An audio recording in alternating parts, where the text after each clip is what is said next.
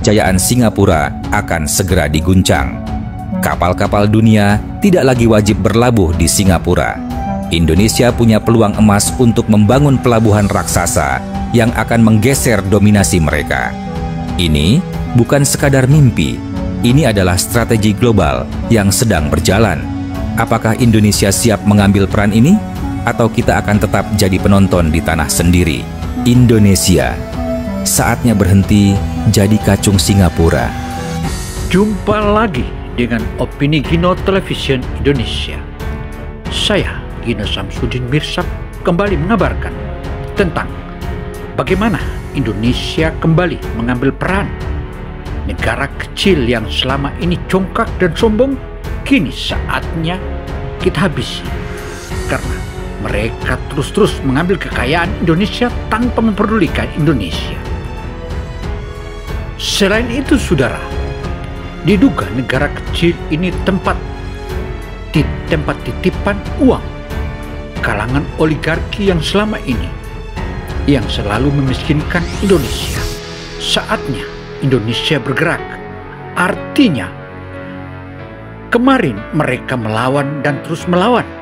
Bahkan uang-uang para koruptor yang sebelumnya sudah dirampas, yang bisa dirampas dan harus dievakuasi ke Indonesia, mereka ngotot dengan dalih alasan bahwa mereka tanpa punya aturan seperti itu.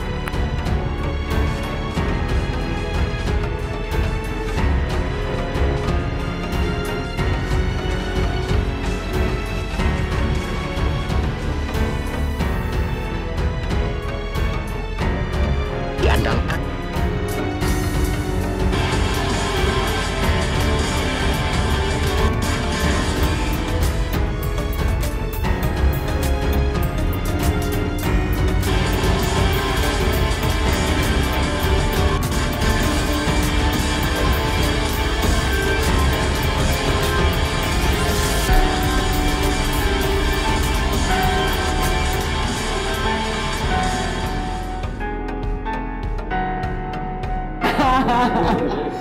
Tapi ngomongnya korannya nggak turun loh Pak, korannya naik terus gitu. Apa hasil kamu hari ini? Kalau setelah saya lulus juga gitu, kan lulus kan.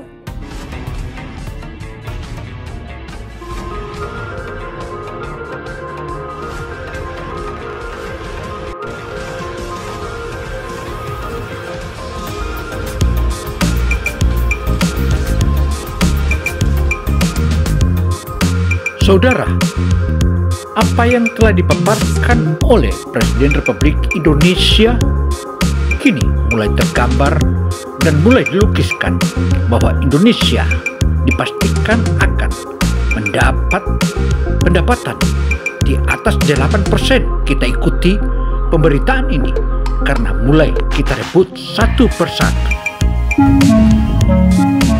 Indonesia siap jadi pusat perdagangan dunia. Setelah resmi bergabung dengan BRICS, Indonesia tidak lagi sekadar jadi jalur lintasan perdagangan global, kita siap jadi pemain utama. Dengan posisi strategis di Selat Malaka, dukungan investasi besar, dan aliansi ekonomi baru, era kejayaan Singapura akan segera diguncang. Kapal-kapal dunia tidak lagi wajib berlabuh di Singapura. Indonesia punya peluang emas untuk membangun pelabuhan raksasa yang akan menggeser dominasi mereka. Ini bukan sekadar mimpi, ini adalah strategi global yang sedang berjalan. Apakah Indonesia siap mengambil peran ini? Atau kita akan tetap jadi penonton di tanah sendiri? Indonesia, saatnya berhenti jadi kacung Singapura. Mari kita bicara serius. Kenapa Indonesia, negeri seluas ini, dengan kekayaan alam yang tak terhitung, masih kalah jauh dari Singapura yang hanya seukuran titik di peta? Bukan rahasia kalau Singapura hidup dari jalur perdagangan global dan nadi utama ekonominya adalah Selat Malaka. Hampir 94.000 kapal lalu lalang setiap tahun, membawa sepertiga minyak dunia dan seperempat perdagangan global. Dan siapa yang menikmati cuan terbesar dari semua itu? Singapura. Pelabuhan Singapura menjadi raksasa ekonomi, sementara Indonesia yang secara geografis lebih strategis malah jadi penonton. Saudara dan pemirsa dimanapun Anda berada, Apakah kita harus jadi penonton dan terus menjadi penonton dan menjadi feedernya Singapura yang mengambil keuntungan kita di atas penderitaan rakyat kita? Mari kita mulai. Tapi cuannya lebih banyak lari ke negeri seberang. Kenapa? Karena Singapura punya pelabuhan super canggih, didukung penuh oleh Amerika Serikat, sekutu setia yang tak akan membiarkan bocah emasnya jatuh miskin. Bayangkan, luas pelabuhan Singapura setara dengan 33.000 lapangan sepak bola. Itu bukan kebetulan, itu strategi. Sekarang pertanyaannya, kenapa Indonesia tidak melakukan hal yang sama? Jawabannya sederhana. Terlalu lama kita nyaman jadi adik kecil dalam perdagangan global. Tapi kini, keadaan berubah.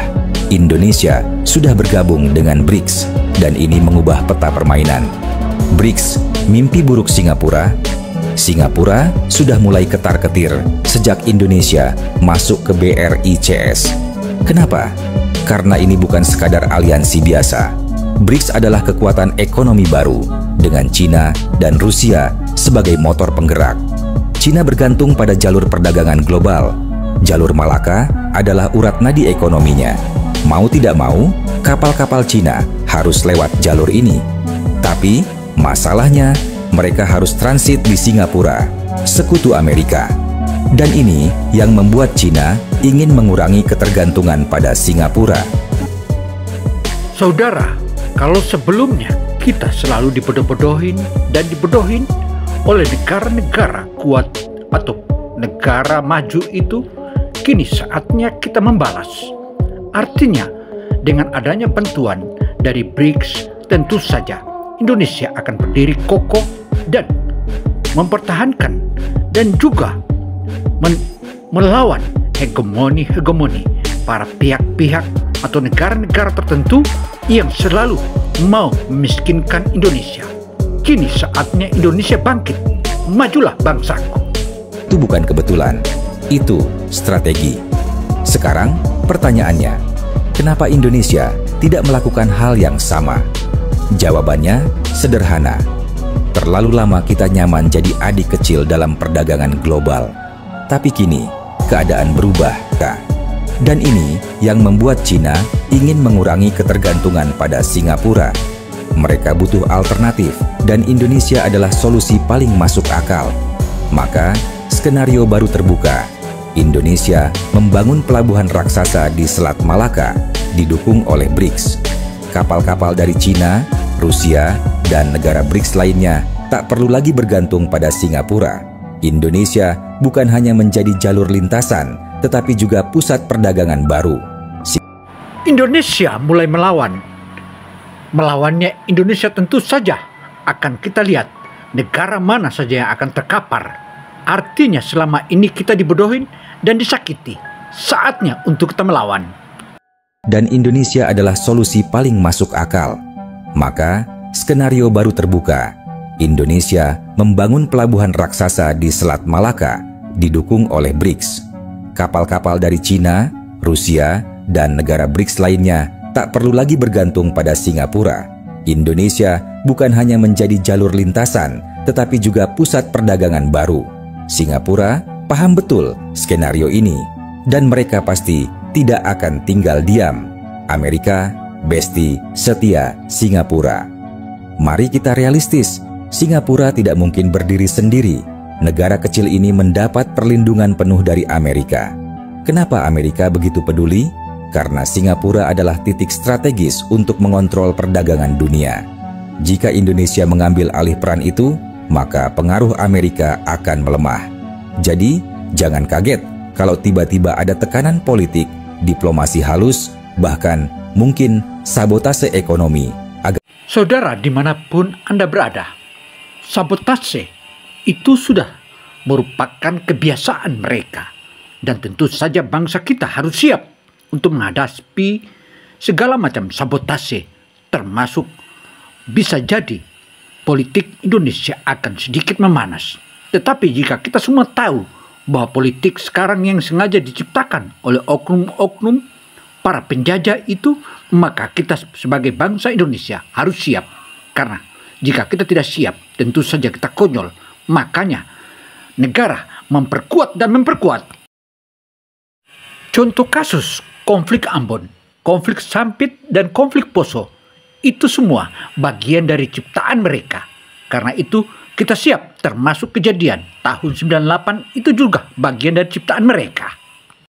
Agar Indonesia tidak bisa membangun pelabuhan besar, bukan teori konspirasi. Ini permainan global dan kita seringkali terlalu polos untuk menyadarinya. Pelabuhan Kuala Tanjung, saatnya bertindak. Cina sudah menawarkan investasi besar untuk mengembangkan pelabuhan Kuala Tanjung di Sumatera Utara. Ini bisa menjadi game changer dalam perdagangan global. Dan dengar-dengar proposalnya sudah ada di meja Pak Prabowo. Sekarang pertanyaannya, apakah Indonesia akan bertindak cepat atau kembali ragu-ragu dan membiarkan kesempatan ini diambil orang lain?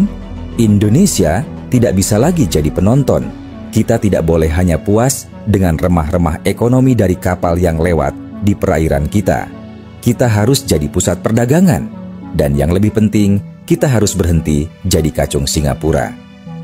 Saudara, dimanapun Anda berada, apakah Anda setuju Indonesia masih menjadi kacung atau feeder Singapura? Coba Anda tulis komentar di kolom komentar, supaya kita sama-sama membahas dan kita diskusikan. Tetapi admin sendiri enggan menjadi kacung Singapura yang selalu membodohi, bahkan koruptor dilindungi oleh mereka. Uang-uang koruptor dilindungi dan selama ini malah menjadi dagangan dari kalangan oligarki. Indonesia tidak bisa lagi jadi penonton. Kita tidak boleh hanya puas dengan remah-remah ekonomi dari kapal yang lewat di perairan kita. Kita harus jadi pusat perdagangan. Dan yang lebih penting, kita harus berhenti jadi kacung Singapura. Karena dalam politik global, yang lambat akan dilibas, yang ragu akan dilupakan. Saatnya bertindak, atau selamanya kita hanya jadi adik kecil dalam peta ekonomi dunia. Indonesia harus berani mengubah permainan.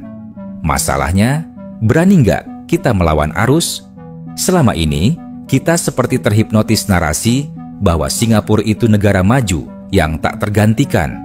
Seolah-olah Indonesia nggak akan bisa bersaing. Seolah-olah kapal-kapal akan selamanya memilih Singapura dan kita hanya bisa gigit jari. Padahal kita punya modal besar. Posisi strategis, jalur perdagangan global lewat perairan kita, bukan Singapura. Ekonomi besar, Indonesia adalah pasar yang jauh lebih besar dari Singapura. Karena itu saudara, saatnya Indonesia bangkit dan maju terus bangsaku, karena kemajuan bangsaku adalah kesejahteraan seluruh masyarakat Indonesia. Bravo Indonesia, maju terus Indonesiaku. Ekonomi besar, Indonesia adalah pasar yang jauh lebih besar dari Singapura. Sumber daya melimpah. Kita tidak perlu bergantung pada siapapun jika kita mau mengoptimalkan yang kita miliki.